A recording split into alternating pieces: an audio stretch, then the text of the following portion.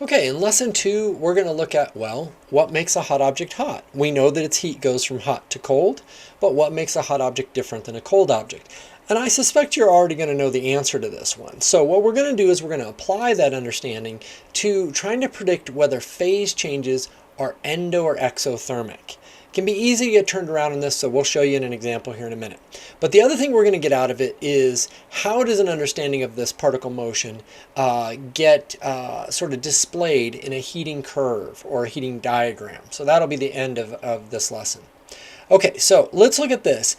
If water vapor is in a shower, so imagine a lot of steam around, right, and it condenses on a mirror, is that an endothermic or an exothermic process? And we're talking about it from the water's perspective, right? Assume that water is the system. Well, what do you think? Well, the answer turns out to be that condensation is exothermic. Now, if you got that, fantastic. We're going to look at how you might sort of defend that argument, of course. If you didn't get that, it turns out there's a little trick to doing this, which is to think about the individual atoms. So we're going to come back to this one in just a second, but we'll see why this matters. Because what makes an object hot is the way the atoms are moving, of course.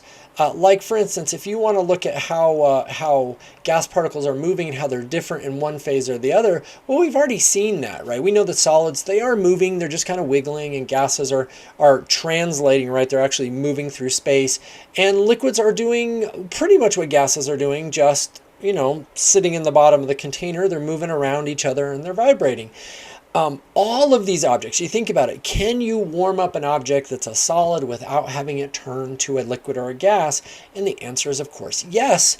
All that will occur is they will wiggle faster. And if they wiggle faster, that means the object is hotter. Molecular motion is a direct indication of temperature. Same would go for the gas, right? If you already have a gas around us, if you warm up the air on a summer day, those particles are moving faster. But of course, if you warm them up enough, they will overcome their intermolecular forces and start to move faster.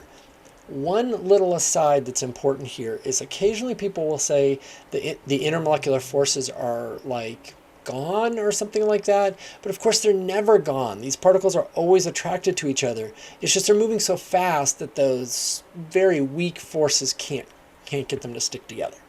Okay, so how does thinking about atoms make phase change processes easy to understand? Well, a lot of times if you're sitting there and you're going, okay, I didn't get the fact that condensation is exothermic, a lot of times it's because you weren't thinking in terms of particles. So as soon as you start thinking about in terms of particles, like watch this, as soon as you draw a few down like this, and I literally do this, like I say to myself, okay, so condensation, right, that's a liquid, or a gas turning to a liquid. I get myself straight on the phase change. Then I draw some particles. Gases are obviously spread out, they're moving super fast. Liquids a little closer together and not moving so fast, right? So I get myself kind of these diagrams set, and I know that these are moving a little bit slower than those. And since we're going from a gas to a liquid, that means those gas particles are going to have to slow down. And if they have to slow down, they're going to have to lose energy. And you know and I know that if those water particles have to lose energy, their Q is going to be negative, heat's going to be flowing out, so it's exothermic. See how easy that was as soon as we started thinking about these particles? So get yourself, label what's going on. It's a gas going to liquid. Do a simple diagram and ask yourself, well, which of these two are moving faster?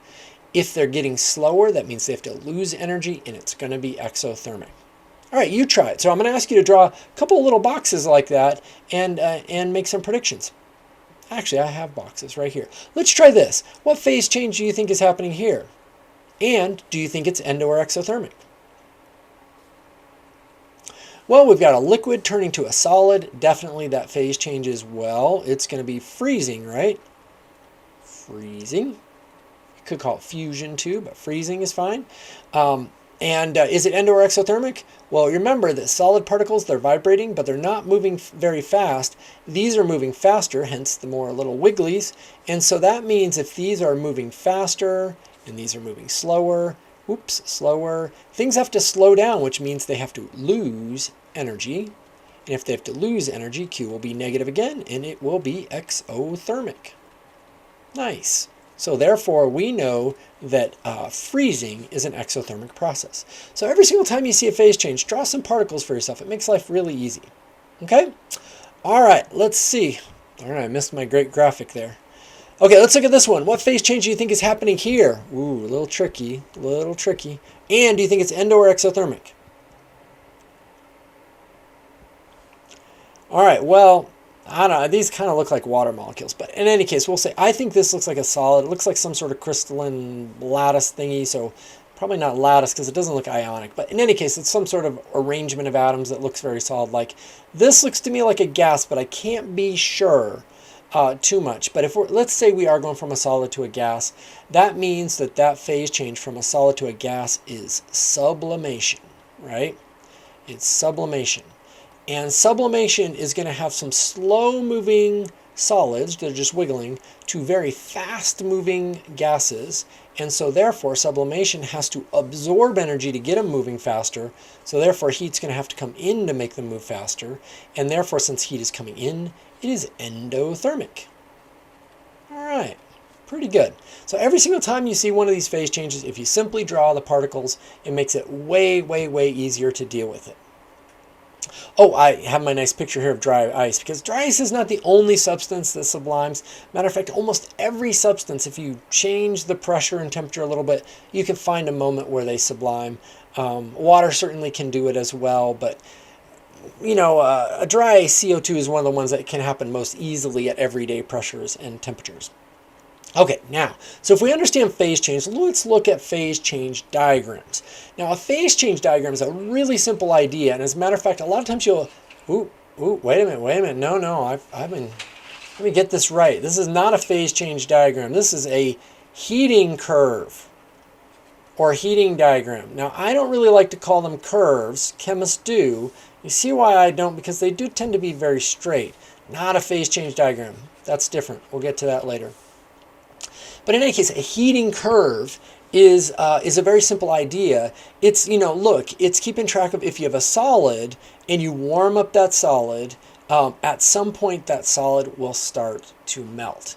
Now imagine what's happening down here is the particles down there are wiggling, but of course up here they're wiggling faster before they melt. But if you're going this way, you're melting. So the first thing to understand about phase change diagrams is that the flat spots are where the phase changes occur.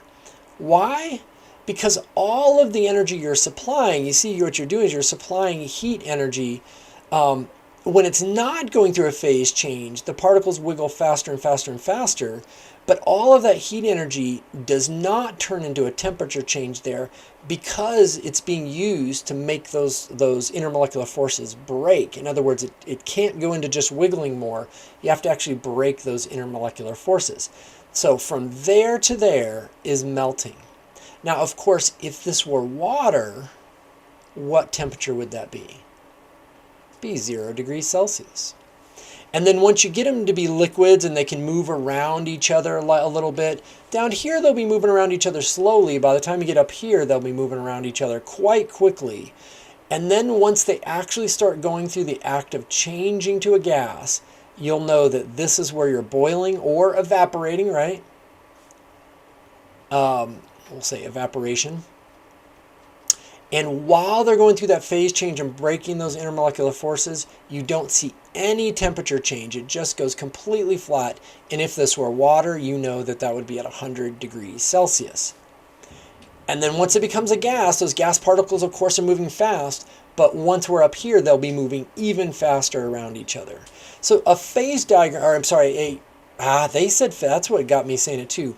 This is not a phase change diagram. It's a heating curve. That probably was what got me doing it. A phase change diagram is different, and we're going to talk about those eventually. If you were cooling things down, of course, you'd be going this way, and a gas turning into a liquid, you'd be talking about condensation, but still that phase change would occur at the flat spot. And as you get down here and the liquid turns to a solid, you'd be talking about freezing, but still the phase change occurs at the flat spot. So these are pretty darn cool. All right, so let's look at this.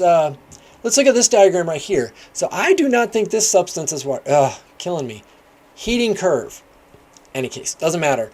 I don't think this substance is water, and I want you to think about what evidence is there that this isn't water. And I don't think the boiling point here is where it should be if it's water. So what I want you to do is I want you to figure out where are the solid, liquid, and gas areas, and of course, what is the boiling point of this particular substance.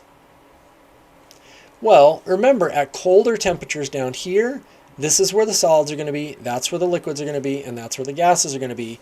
The phase change here, this is going to be the phase change where we have either the melting point as you go up and the boiling point here. So the boiling point of this substance is 240 degrees Celsius. It's definitely not water. Oh, does this substance have stronger or weaker intermolecular forces than water? Definitely has stronger intermolecular forces. Its boiling point is higher. Pretty darn cool. This diagram looks really different. Why do you think it looks different? What are they doing here that's different than the ones we've seen before? Well, it's definitely going down, which means that they're cooling things down. So we must have started here with a gas and made a liquid and then made a solid. So it looks to me like this is, I was about to say that, a gas going to liquid, what's going on at this phase change? I think that's condensation. And what's going on at this phase change is liquid going to a solid, so it's freezing. So a little bit different here because we're kind of headed down the other way. But you could see the freezing point of this stuff would be about 70 degrees. Let's try another one. Okay, this is acetone. So here I think they're warming things up. I want to know, what is the melting point of acetone? All right, well, if this is the solid area, that's the liquid area. I think from there to there. That's not supposed to be a 4. Liquid. And, ooh, they never got to a gas, right? They never made the gas up here. They warmed up, and here is its melting point. I would say, I don't know, minus more than 90. I might say minus 95-ish degrees Celsius, because 90 would be right there, somewhere in there, 95. All right, so that's our introduction to how particles move and what heating diagrams are trying to tell you. The flat spots are the phase changes, and they'll let you know what the boiling point is.